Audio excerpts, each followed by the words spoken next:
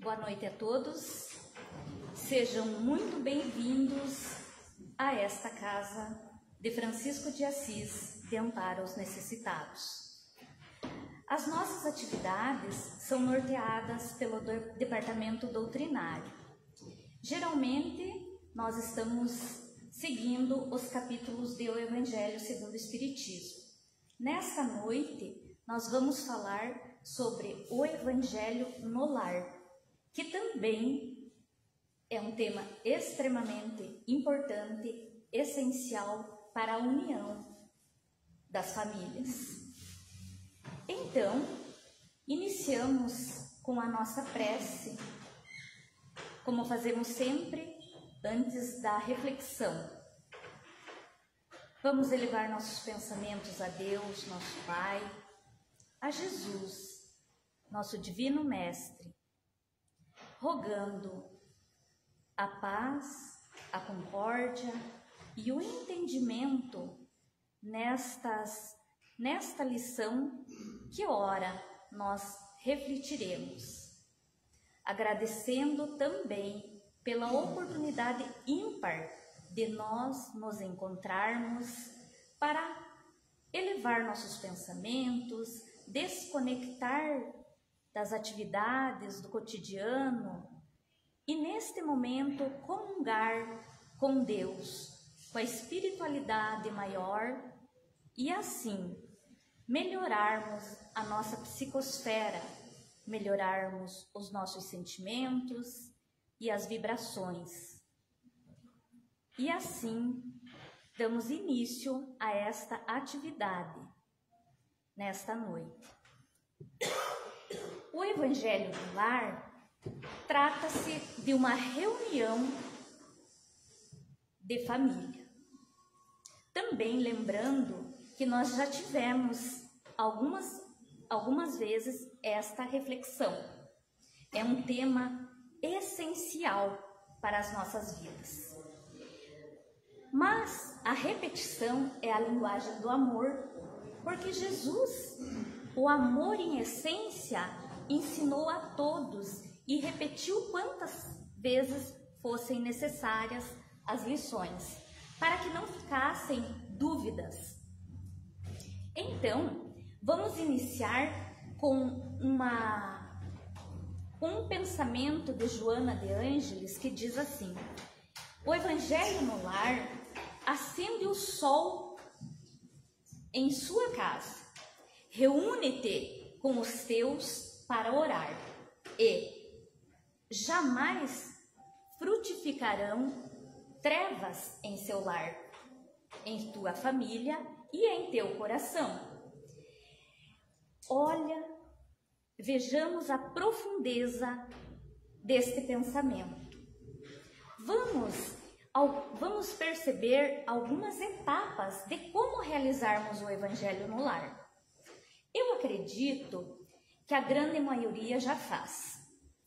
E se não faz, hoje é um convite e com certeza essa reunião ela vai trazer muitos benefícios, crescimento moral, intelectual, espiritual, para que aquele lar não seja apenas uma casa, e sim um lar. Nós temos alguns nortes para a realização do Evangelho no lar. Sabemos que precisamos escolher um dia e horário fixo na semana, para não sermos interrompidos. Interessante que quanto ao passar do tempo, os nossos familiares já sabem, na segunda-feira é o Evangelho, então eles estão em prece. E assim a gente consegue comungar com Deus nesse horário marcado, nesse dia e horário marcado. Geralmente colocamos uma música edificante para acalmar nossos corações, para que nós deixemos os problemas de lado e que aquele ambiente seja para a própria harmonização. Também importante neste dia e horário colocarmos uma jarra com água para fluidificar. Assim, esta água será ingerida no final, quando a gente realizar a prece final, aí tomaremos a água. Quando estamos no propósito dessa comunhão com Deus, com Jesus, com a espiritualidade que está a nos assistir, é muito importante também nós desconectar de TV, celular, para que nós não sejamos, os nossos pensamentos não oscilem. E oscilando nós vamos, digamos assim, perder a conexão. Portanto, muito importante desligar os aparelhos. Mais um momento que nós precisamos lembrar que não é um ritual. E o Evangelho no lar não foi algo que a doutrina espírita impôs ou colocou para nós. Não. O Evangelho, ele aconteceu na época de Jesus. O primeiro Evangelho no lar aconteceu sob as orientações do nosso amoroso Mestre Jesus. Por isso, quando faremos o Evangelho, nós iniciaremos com uma prece simples, rogando a proteção dos benfeitores espirituais. Também, importante nesse momento, lermos um trecho de uma mensagem, antes de fazermos a leitura do Evangelho, um trecho de uma obra edificante. Atualmente, nós estamos utilizando Vivendo o Evangelho, de Antônio Balduí, pelo espírito de André Luiz, que ele traz todos os capítulos e vai trazendo também os itens. Também temos Palavras de Vida Eterna, temos outras obras que podemos fazer a leitura.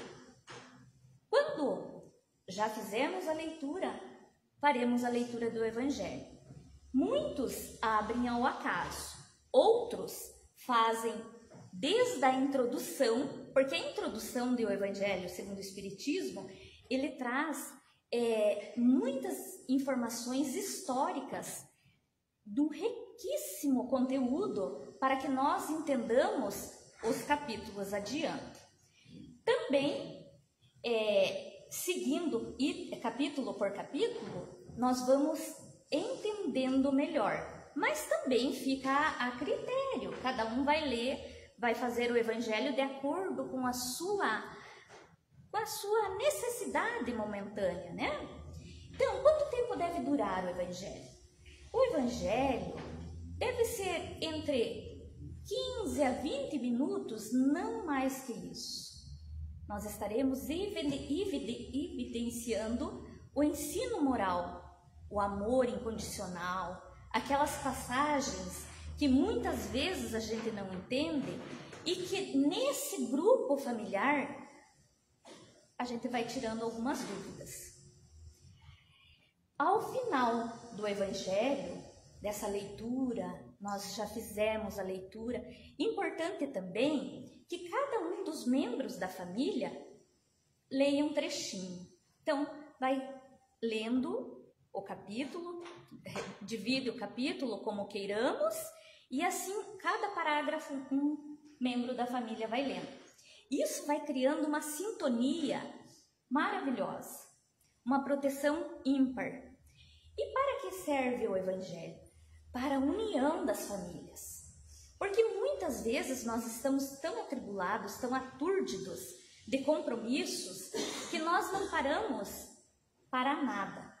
Então, quando nós temos esse compromisso de fazermos o Evangelho, a gente vai se achegando, vai se abraçando, e nesse momento a gente vai conseguindo desenvolver a fraternidade com os nossos. A partir desse momento, nós lemos o Evangelho, cada um pode fazer um comentário, tirar as dúvidas. Caso alguém tenha mais informações, ou trocamos ideias, vamos buscar mais informações, ele vai se tornando-se aquele momento muito lindo, com vasto conteúdo. Ao encerrarmos o Evangelho, nós vamos fazer uma prece de agradecimento, como nós fazemos ao final da nossa atividade, da reflexão da noite. Agradecemos aos benfeitores, também rogamos a Deus a proteção, a Deus, a Jesus, a proteção para que a nossa semana esteja na paz, envolta de concórdia, de harmonia entre os nossos familiares. Também podemos agradecer por aqueles irmãos nossos que já não estão mais conosco e que eles seguem a jornada no mundo espiritual. E também, muito importante, que nós roguemos a paz, que essa prece seja extensiva às rogativas da paz entre os povos, algo que nós estamos necessitando urgentemente. Outro detalhe muito importante, por isso falamos Evangelho no Lar, reunião da família. São os membros da família. Ele não pode se transformar numa reunião mediúnica, motivo pelo qual eventuais médiuns que estejam participando não deverão permitir manifestações de espíritos, né? Então, o Evangelho, ele não existe a concentração, e sim a elevação de pensamentos que, nesse momento, estará fazendo uma proteção para o lar que ora nos abriga, para a quadra que está a nossa residência, o nosso lar, e se estamos num edifício, será extensiva àquele edifício. Então, sejamos bem tranquilos nessa realização do Evangelho no Lar. Com todo o nosso amor, com todo nosso compromisso moral e ético, nós estaremos propagando os ensinamentos de Jesus, começando na nossa intimidade. Outro detalhe também importantíssimo são as participações das crianças. Por quê? As crianças são espíritos milenares. Elas estão ali no corpo de criança, mas eles precisam dessas lições para que a construção da vida seja respaldada nas lições de Jesus. E naquele ambiente propiciado pelos pais, ele certamente estará a caminho de uma vida feliz. Ensinemos às nossas crianças a elevação da alma aos planos superiores da vida, pela prece. Importantíssimo que as crianças, saibam participar do Evangelho, participar da prece, para o aperfeiçoamento do espírito. Utilizemos com amor, aproveitemos da oportunidade do Evangelho, dessa reunião saudável para com as nossas crianças. Tem um outro detalhe também importantíssimo. Ao estudarmos o Evangelho de Jesus, ele nos possibilita a compreensão dos ensinamentos cristãos, cuja prática nos conduz ao aprimoramento moral. Cria-se em todos os lares o hábito da reunião com a família para despertar e acentuar nos familiares aqueles sentimentos que muitas vezes está esvainecido, que não conversa mais, que não gosta dos hábitos, aquele familiar difícil. Então, nesse momento, com as rogativas à espiritualidade superior, nós vamos conquistando aos poucos sentimentos de fraternidade. Por isso, quando estamos naqueles 15 a 20 minutos, quando não possibilitamos nenhuma interferência de eletrônicos, de campainha, nós estamos no nosso momento de paz, que o Evangelho, as lições de Jesus nos proporcionam. Vejamos o seguinte: a partir deste hábito saudável, nós poderemos ter uma vivência tranquila. Poderemos. Por quê?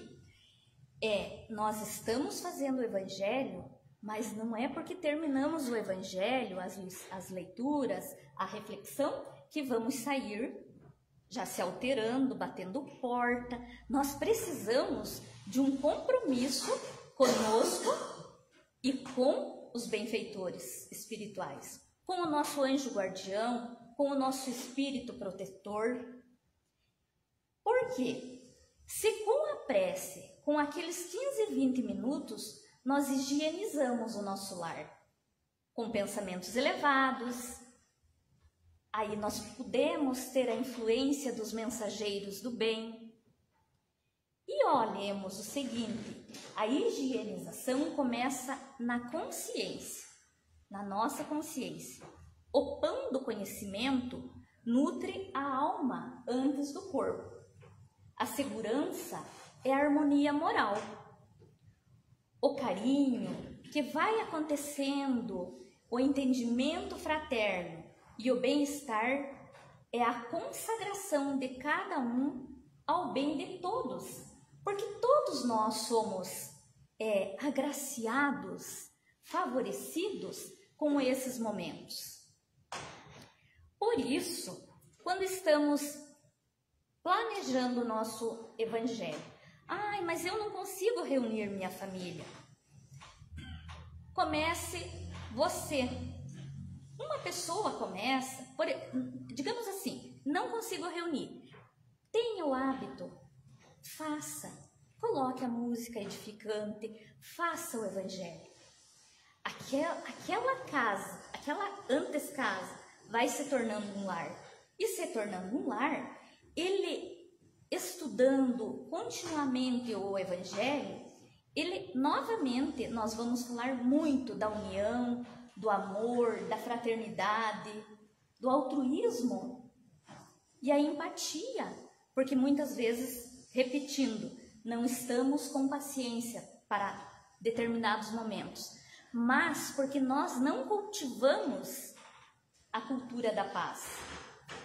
A partir deste momento, nós estamos edificando o lar, edificando o nosso lar e fora dele. Por quê? A partir do momento que você tem uma convivência saudável com a sua consciência, você estará fortalecido para enfrentar as dificuldades. Você vai pensar 2 vezes, ou 10 ou 1000 vezes, como se diz, revidar uma fechada no trânsito, o mais comum, ou apertar a buzina. Então, quando nós estamos nos fortalecendo, é porque nós estamos nos melhorando. Quando nós estamos nos fortalecendo, nós melhoramos os enfrentamentos materiais, espirituais. Por quê? Nós temos a oração como vigilância. E essa vigilância é diária, é minuto por minuto. Não podemos cair nas tentações de praticarmos o mal. E vejamos o seguinte: com a prática do Evangelho no lar, ele acende a luz do conhecimento. Acendendo a luz do conhecimento, você vive a luz. Você não vai sair brigando com todo mundo. Você vai ter paciência, você vai lembrar dos ensinamentos. Poxa, mas o Evangelho no lar desta semana me orientou que as lições de Jesus são para ter paciência, benevolência, caridade. Aí você desacelera e começa uma vida boa, uma vivência saudável. Como já pensamos, o Evangelho no lar não é algo da doutrina espírita, mas sim dos ensinamentos de Jesus Cristo. O primeiro Evangelho no lar aconteceu na casa de Pedro. E aconteceu de uma maneira tão extraordinária que Jesus, reunido com os demais apóstolos, o tempo era pouco para o seu advento de amor, porque sabemos que ele teria 3 anos para a transformação da humanidade. Pouquíssimo tempo, Jesus sabia. Neio Lúcio, em um livro, Jesus no Lar, ele nos deixou uma mensagem lindíssima, que ele é um mentor iluminado da espiritualidade e nos orientou o que aconteceu lá na casa de Pedro, quando Jesus estava a observar todos os que estavam em volta da mesa. Por que em volta da mesa? Geralmente, quando fazemos o Evangelho no lar, não vamos sentar lá na sala de TV. Nós nos reunimos ali onde é servido o nosso alimento, o nosso pão diário. E Neio Lúcio nos fala o seguinte: numa noite de luar prateado, quando o céu se povoara de estrelas, Jesus se instalou provisoriamente na casa de Pedro. Nesse momento, a reunião estava enfadonha, improdutiva, e Jesus, muitíssimo preocupado, como ia reverter aquela situação. E isso, assuntos improdutivos, jornais com notícias deprimentes, é muito comum no nosso cotidiano. Qual de nós fica feliz ao ligar a TV? E tem algo muito importante que precisamos lembrar, que na nossa casa, no nosso lar, entra quem nós convidamos. E a TV está sendo a primeira convidada, não é? E como que nós fazemos para desconvidá-la? Nós precisamos adquirir hábitos edificantes. Então, naquela época, também os hábitos estavam sendo improdutivos, enfadonhos. Jesus, ao observar, Jesus, o divino mestre, psicólogo, psicoterapeuta de todos os tempos, de lá e de cá, não perdeu sequer 1 minuto de sua vida, aproveitando tudo com muito amor e sabedoria para nos ensinar e exemplificar. Portanto, mudou o rumo daquela conversação, falou com bondade. Outro parênteses: a bondade acalma, a ternura acalma. E é isso que nós estamos precisando, todos nós, porque nós estamos vivendo prestes uma bomba relógio por todos os assuntos. Naquele momento, Jesus perguntou a Simão Pedro: o que faz o pescador quando se dirige ao mercado com os frutos de cada dia, ou seja, com as suas pescas, com os seus peixes? Pedro respondeu: mestre, naturalmente escolhemos os peixes melhores. Ninguém compra resíduos da pesca.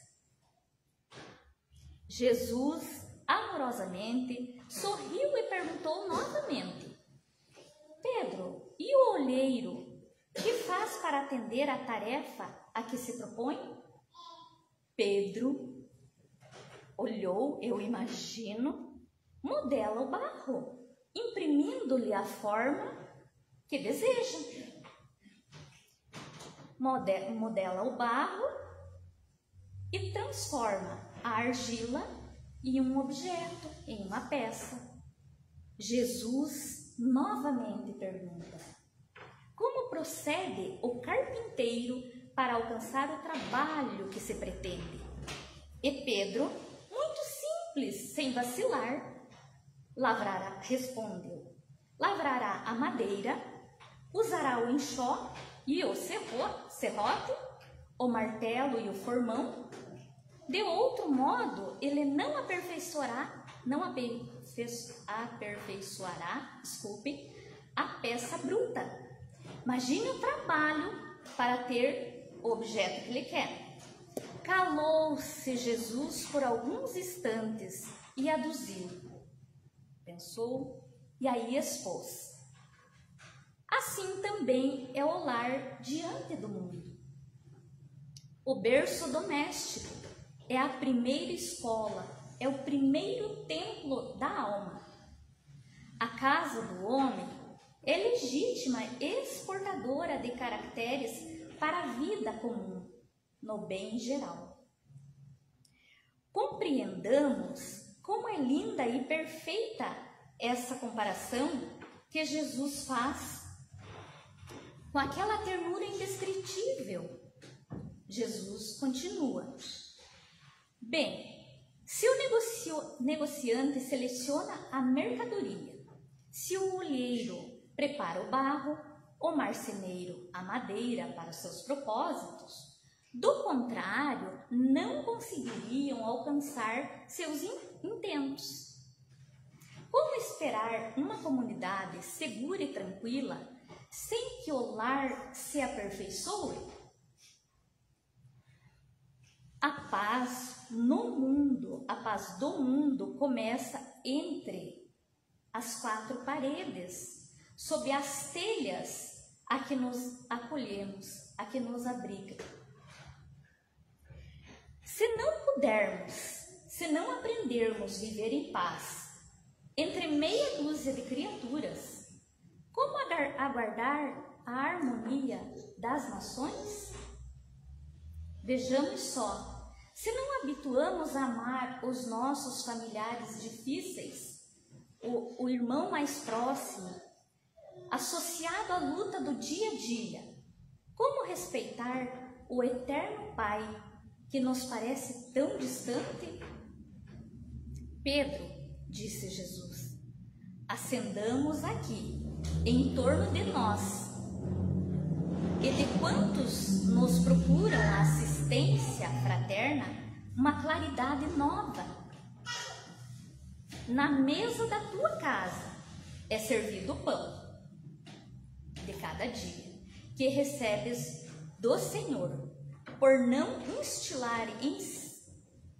que não instilar em redor desta a mesa da sementeira, que abrange a felicidade, a paz, na conversação e no pensamento edificante. O Pai que nos dá o trigo através do solo, envia-nos a luz através do céu.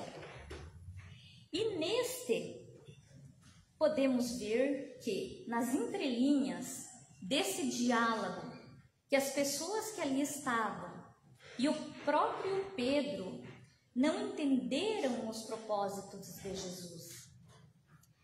Aí Pedro, não encontrando palavras adequadas para explicar, falou timidamente: Mestre, seja feito como desejas.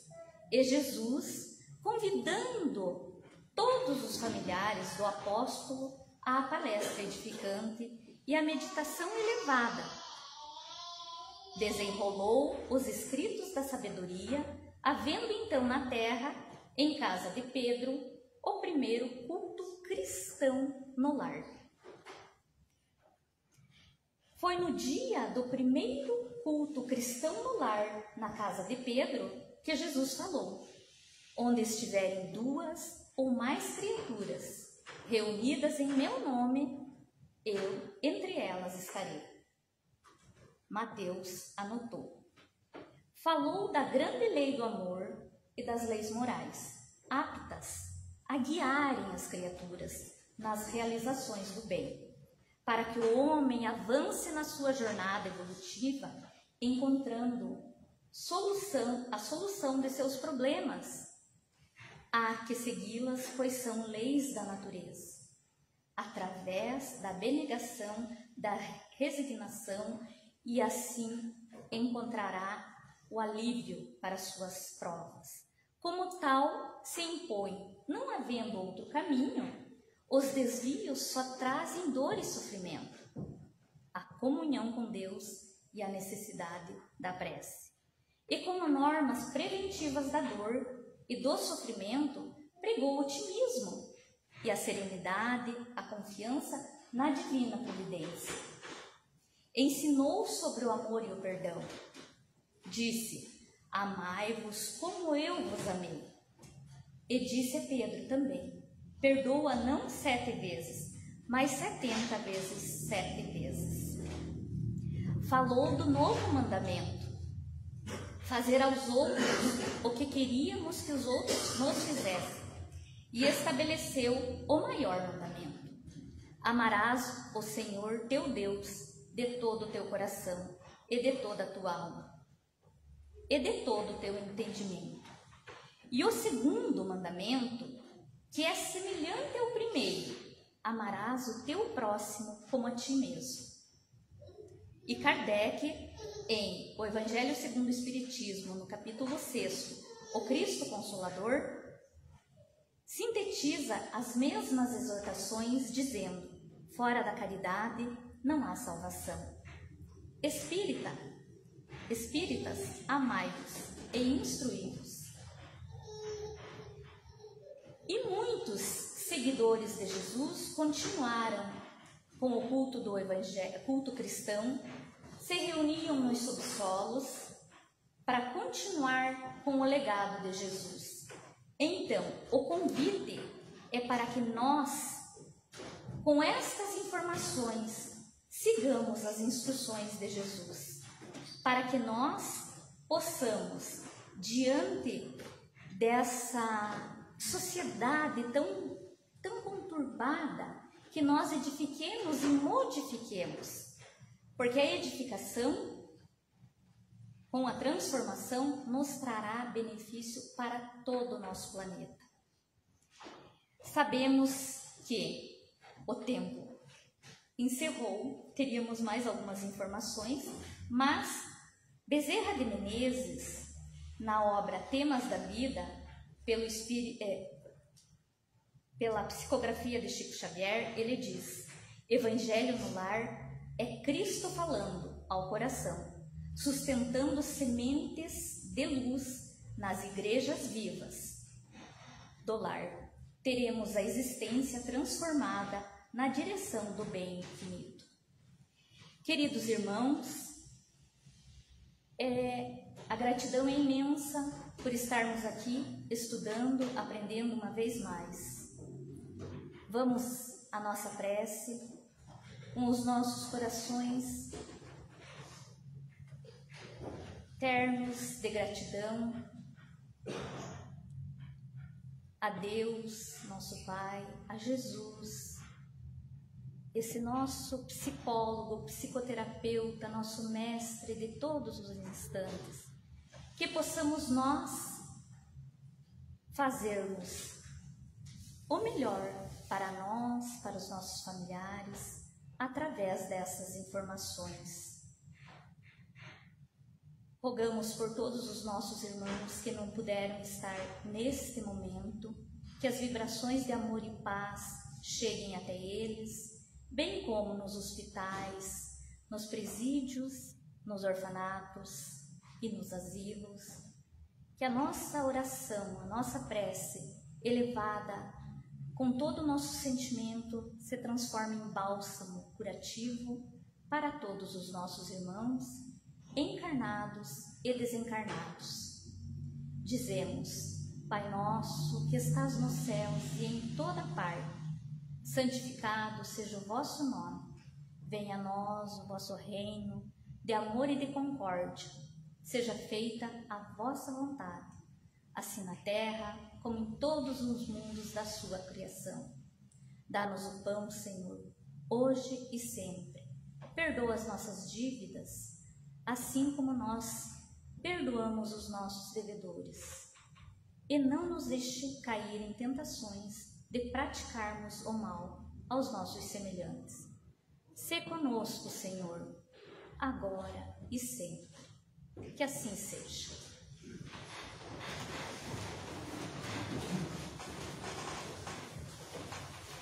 Daí depois eu tiro.